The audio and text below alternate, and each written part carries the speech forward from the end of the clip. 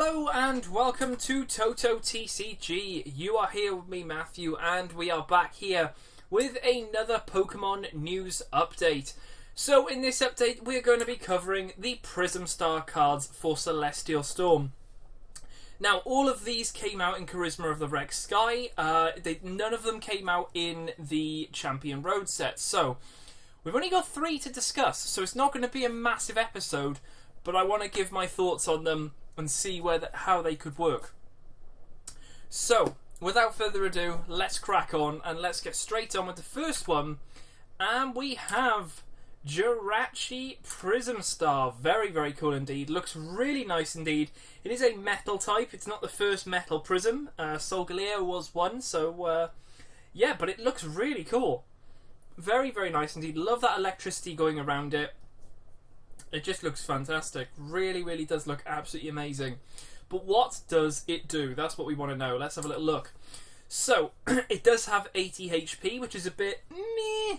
However, the ability, Wish Upon a Star. You can use this ability during your turn. If you take this card as a face-down prize card, before you put it into your hand, and if you have room on your bench, play this card onto your bench, then take one more prize card. It's not bad. I have to say, it is not bad. Now, I'm pretty sure there's a way, I think Naganadel allows you to shuffle your prize cards, so maybe you Gladium, maybe you check your prize cards, maybe you find out that Jirachi is not in there.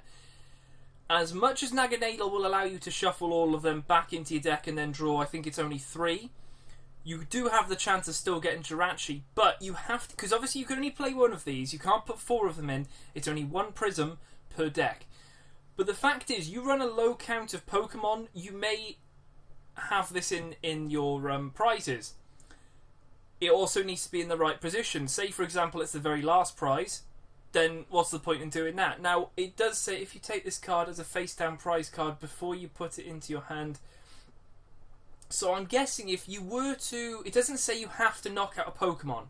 It doesn't say anything there about after knocking out a Pokemon and you take a prize. So if you Gladion for this, find it there, you take this, place it on the bench, happy days, you get another prize card. So that's 2 prize cards in 1 turn.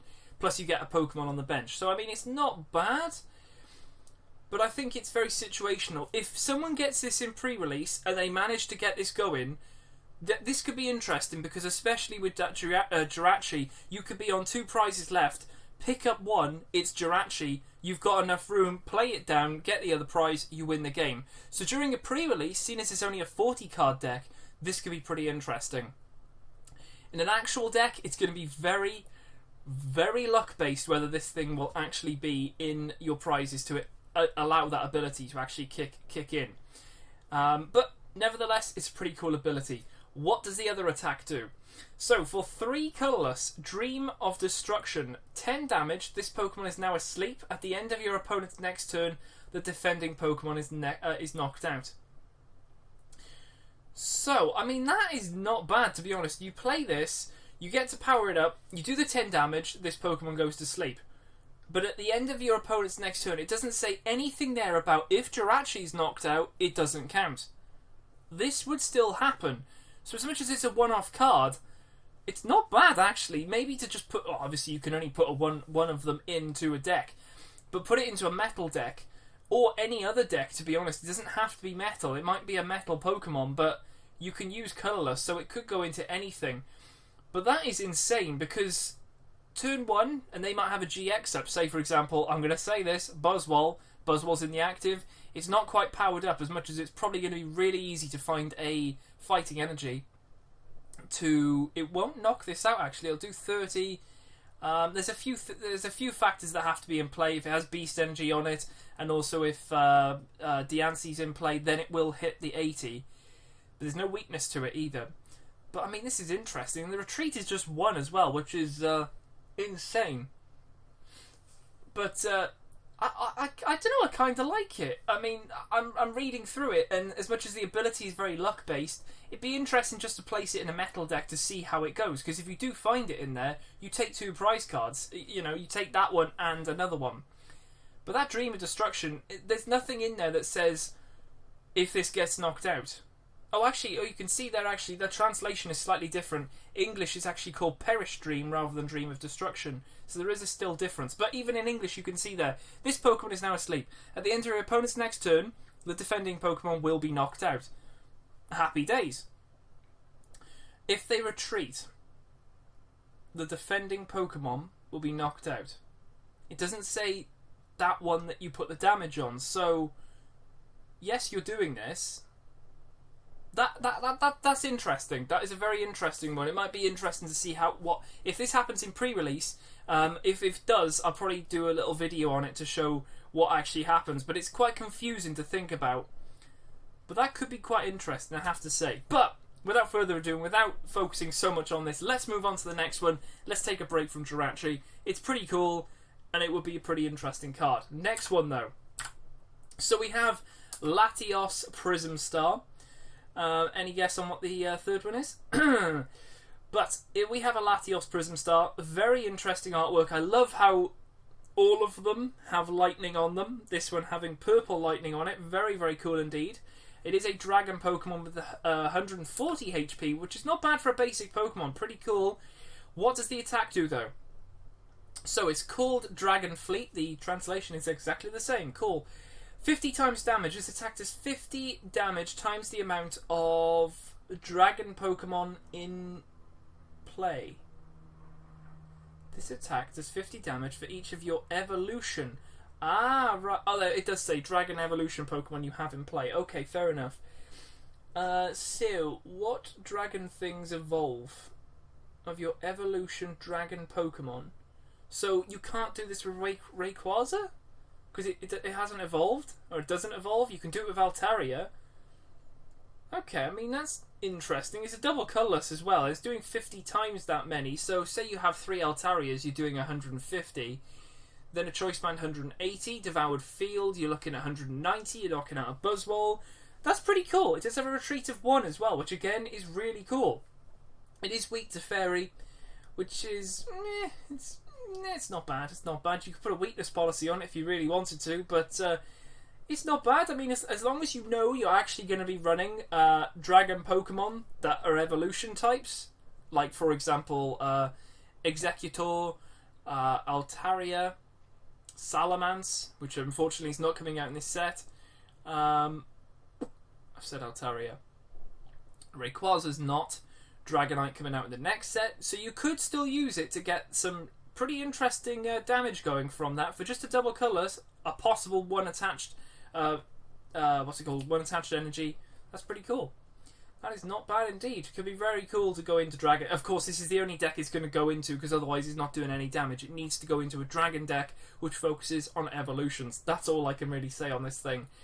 During a pre-release, yikes. If you're not running Dragon evolution types, then I really wouldn't bother. I really, really wouldn't bother. Although if you do maybe sort of try and run a Bagon, Shelgon, and that's it, you don't get a Salamence. Not the GX, because that'll be in the next set. But there is still going to be a rare Salamence coming out. But if you can get that evolution thing going, at least you can do some damage.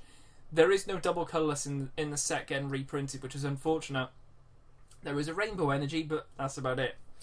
But there we go. Pretty cool. Latios Prism Star there. Let's have a little look. Let's see if you guys guess the next one. Probably the best one, to be honest, because this is already seeing play in people I know. They're using it. They're sort of testing it out slightly. So it is Latias. So we got Latios, Latias. This is the Latias Prism Star card. So what does it do? It only has 130 HP as well, not 140 like Latios. So that's meh. Does have the same retreat, same weakness. It is a dragon type. But what does it do? 1 colourless, Dream Mist, 30 damage. That's alright. Attach a basic energy card from your discard pile to each of your benched basic dragon Pokemon. Basic. All of them get an energy from the discard pile. So, this could be interesting. You may be Ultra Ball, or for example, you might actually Mysterious Treasure, because that's going to see a lot of play with all these dragon types, getting them out really quick. You maybe get rid of some energy there. If you only have 3 on your bench, as long as you've got 3 energy in the discard pile, not from your deck, discard pile, you're looking pretty cool. and you're recycling the energy really quickly as well, and that's really helping to power up. I mean, you think if you can do this turn 1, and I'm trying to think, like, you get Latios Prism Star, it goes into the active. You put an energy on that, so that's your energy for that turn down. You then say, I don't know, maybe you play a Pokemon Fan Club, and also a Mysterious Treasure, and also an Ultra Ball. You do all of that, you possibly get between 3 and 4 bench Pokemon, and they're all Dragon types. Of course, you'd have to play Dragon types with this Prism. You do so. You then, obviously, hopefully you would have discarded 2 energies from the Ultra Ball and 1 from the Mysterious Treasure. You then bring back 3 or 4 of the energies from the discard pile onto all of those, except 1, of course, because you only would have had 3. There's no Sycamore, so you can't exactly just dump energy, but there are other ways to obviously get rid of energy and put it into the discard pile. Obviously, when Pokemon are knocked out, for example, Dragon types, then they might be taking with them 3 to 4 different energies, and that could be pretty interesting. Whether you actually use this in the beginning of the game or sort of middle, when you've actually maybe lost 1 or 2 Pokemon and there's actually some proper energy in the discard pile that could get this going. But the only thing I can see is that this thing could be easily one-shot. There's a lot of things that can one-shot this. I'm not saying that Zoroark could, because it can only do 120. It could have a choice band, but unfortunately this is not a GX, so you're getting 120 on it. Although, if you do somehow happen to put Devoured Field down, then you've actually knocked yourself out, because that will bump it up to 130. So, with that being said, Zoroark could knock it out, even without a choice band. Lapras could knock this out. Buzzwole could knock it out if it had the right energy. Even when it has a Beast Energy and Diancie in play, it probably won't be able to knock it out unless it has the 3 energy on it. There's probably some others that are coming out in the set that could get rid of this, but I don't know. It could live. 130 is a nice number to try and hit, and most people can do it, but the fact that it's only 1 energy that goes onto this, and even has 1 retreat as well, which is awesome, so you can just attach and think, okay, I don't want this anymore, retreat it, put it on the bench, at least it's there ready to go up, and as soon as it only needs 1 energy to do that pretty interesting attack. Could be very interesting indeed. Very interesting. So I definitely think this is probably the number 1 Prism that people are going to be looking for. I'll be brutally honest. I've changed my opinion. I still think that this is number 1, but I honestly want to put Jirachi's number 2. After reading it and discussing it, it sort of just makes a bit of sense. I mean, if the ruling is as it says, it doesn't even say anything on the card about if this Pokemon is knocked out. It literally says the defending Pokemon. It doesn't say the Pokemon this damage went onto. It says the defending Pokemon. So if you were to retreat out of that into something else, does that mean that that Pokemon that you put up is going to get knocked out? You're asleep, yes, but it doesn't even say you have to still be asleep for it to be knocked out. You do the 10 damage, next turn they're going to get knocked out. Whatever the defending Pokemon is, from what it reads there, it sounds as if that could be pretty cool. And the ability as well is great. So I definitely think, in my order, I've slightly messed up the order here, but in my order, I would say Latias number 1, Jirachi Prism number 2, and then Latios number 3. That is the simple truth. There's only 3 Prisms in this set, which is unfortunate, but 3 is a nice number, and I think we're getting another 2 or 3 in the next set. I think we've got 2. There's actually 1 fire-based one and 1 dragon type. There's a supporter and there's a Pokemon. I won't ruin them because I do want to do separate videos on them, but I believe there's only 2. But there we go. So let's end off this video with, of course, Guess the GX. So I gave you that picture right there. What was that, of course? Probably a bit of an easy one to sort of guess. It is, of course, Tauros GX. It is the normal artwork as well. I like this card. I mean, this came out all the way back in Sun and Moon, but I still like this card. I mean, for a DCE, it's doing some pretty interesting stuff. It can take a hit as well, which is always really, really nice. It is weak to fighting, which I guess nowadays is a little bit like, help me.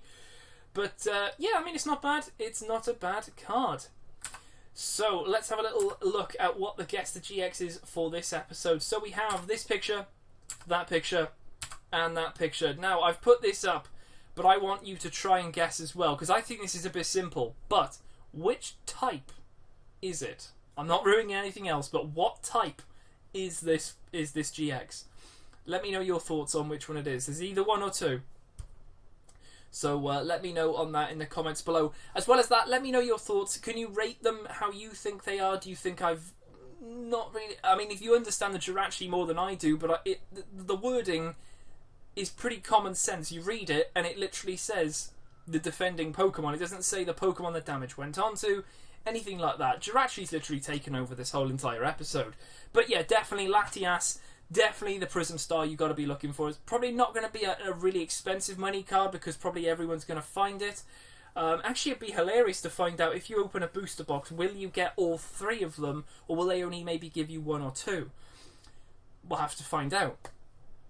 But apart from that, I'll leave it here for this video. If you found me for the first time, then definitely hit that subscribe button below. We're doing news updates all this week until Saturday when the pre-releases start.